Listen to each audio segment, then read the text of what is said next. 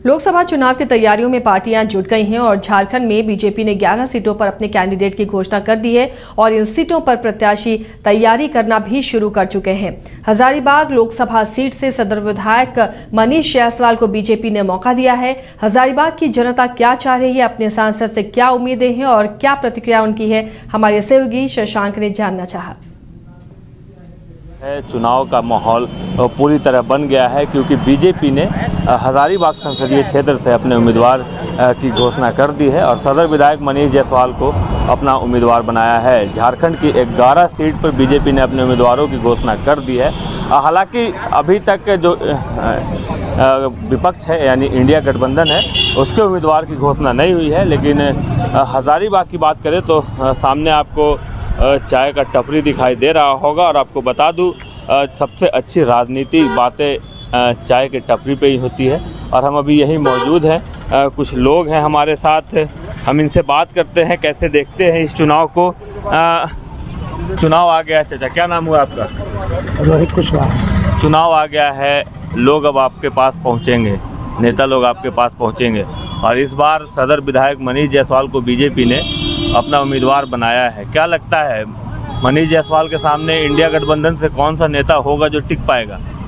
India गठबंधन से कौन नेता उतारेगा उसके बाद ही ना पता चलेगा कि कौन टक्कर दे सकता है कि नहीं दे सकता है। ऐसा कौन सा नेता लगता है इस संसदीय क्षेत्र हजारीबाग संसदीय क्षेत्र में जो मनीष जायसवाल को टक्कर दे पाएगा? ऐसा तो हमारे उम्मीद में कम है, लेकिन अब बिना कहे उतारे कैसे कहें कि कौन किसको उतारे हैं, वो टक्कर देगा कि नहीं देगा। जैसे सौरभ नारायण सिंह का नाम सुन रहे होंगे, अंबा प्रसाद का नाम आ रहा है। सौरभ नारायण सिंह टक्कर दे सकते थे लेकिन वो मार्केट छोड़ दिए, विधायक छोड़ दिए और 10 साल किनारे रहे और फिर अचानक आवेंगे तो पब्लिक सपोर्ट नहीं करेगा, उनको करेगा लेकिन उतना नहीं करेगा जितना करना चाहिए, टक्कर देना चाहिए। अच्छा, मनीष जायसवाल को बीजेपी ने उम्मीदवार बनाया है, कितने खुश है उससे, कैसे देखते हैं इसे? कौन? मनीष जायसवाल की उम्मीदवारी को कैसे देखते हैं? बीजेपी ने उन्हें अपना उम्मीदवार बनाया है। बहुत अच्छा से देखते हैं। कोरोना काल में बहुत अच्छा वो काम किए, वर्क किए, जगह जगह पर गांव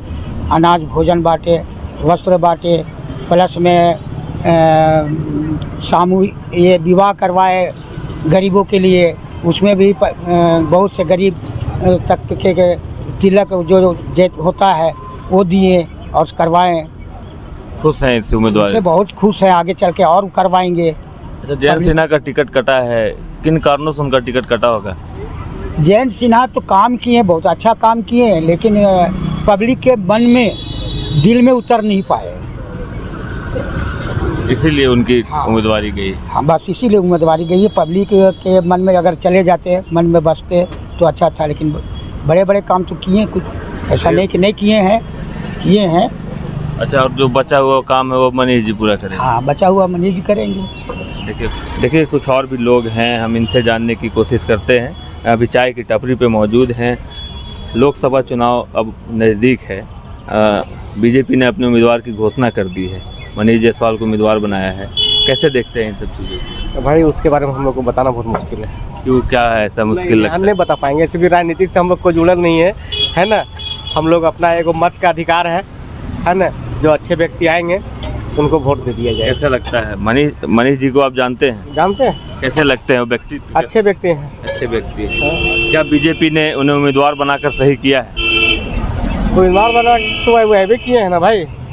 बीजेपी ने इस बार विधायक से उन्हें सांसद का उम्मीदवार बनाया है, सही किया है, कैसे देखते हैं भाई? अब सही तो देख रहे भाई, सही कार्य किए हैं अपने, है ना। उनके काम से खुश है आप? उनके आधार पर उनको जो संसद पर उसको टिकट मिला है, यानी उनके विधायक का कार्यकाल अच्छा रहा तो सांसद अच्छा रहा।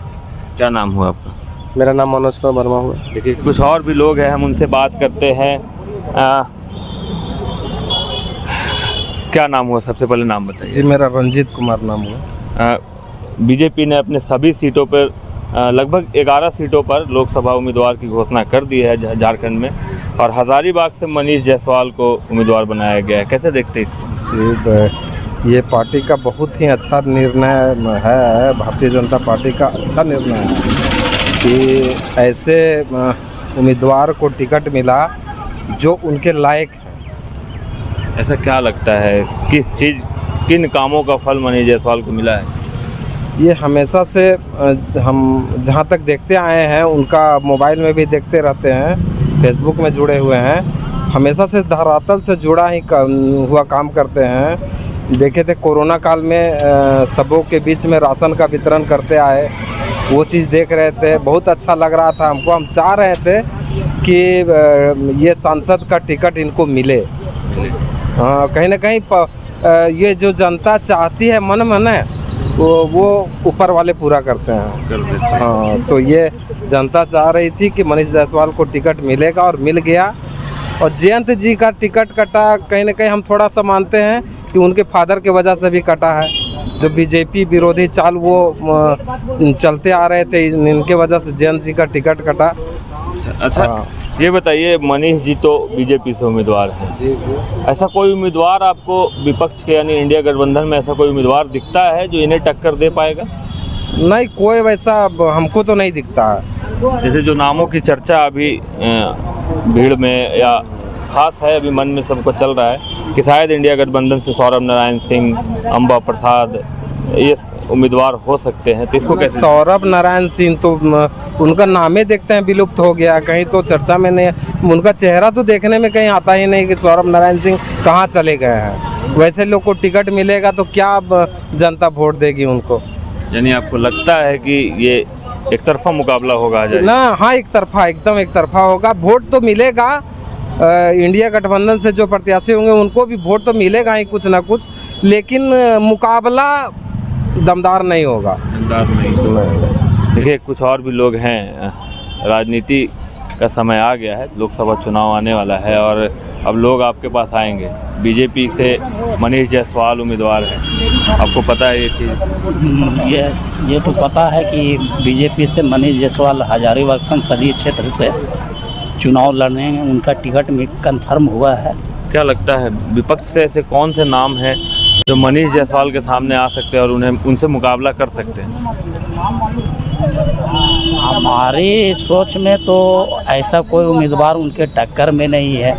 और इस बार के चुनाव में हमारा जो बीजेपी का सेंट्रल गवर्नमेंट का जो कार्य है, जो उनका मोदी जी का काम करने का है, उनके टक्कर में कोई है ही नहीं, हमको लगता है।